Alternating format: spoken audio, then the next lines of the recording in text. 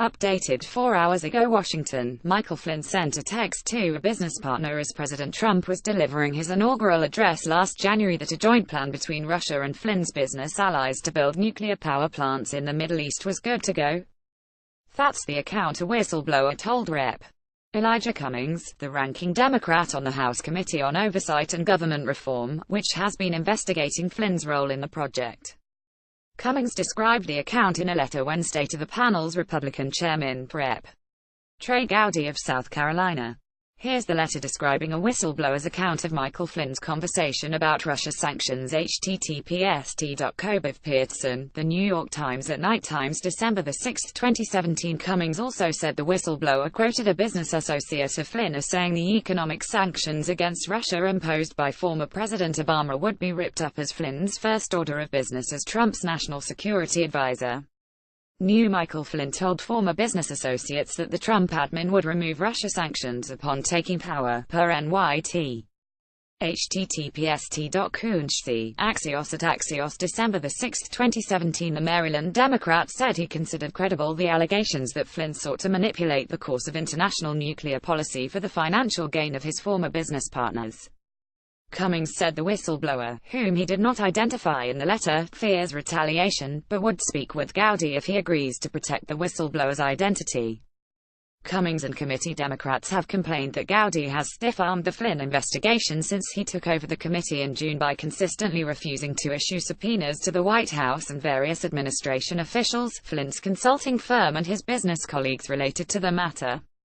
The letter asks that the committee issue subpoenas for Flynn-related documents the committee requested on a bipartisan basis in March.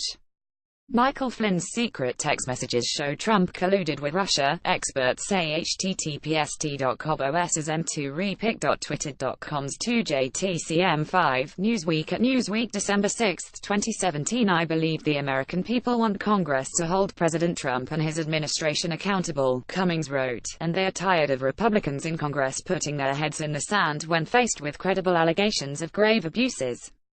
He said Gowdy's handling of the matter sharply contrasts with the lengthy inquiry he led into allegations about former Secretary of State Hillary Clinton's role in the 2012 attack on the American consulate in Benghazi, Libya, that were debunked years ago. Neither Gowdy nor Flynn's attorney, Robert Kellner, responded immediately to a request for comment. The whistleblower, who provided his account to Cummings in June, said he was with Alex Copson, managing partner of ACU Strategic Partners, a key Flynn ally on the nuclear project, on Jan. 20, Inauguration Day. Mike has been putting everything in place for us, Copson told the whistleblower. I am going to celebrate today. This is going to make a lot of very wealthy people. The whistleblower said Copson showed him his phone with Flynn's text message. It was sent at 12:11 p.m., about 10 minutes into Trump's inaugural speech. Copson told the whistleblower, according to the Cummings letter, that Flynn would ensure the sanctions were withdrawn.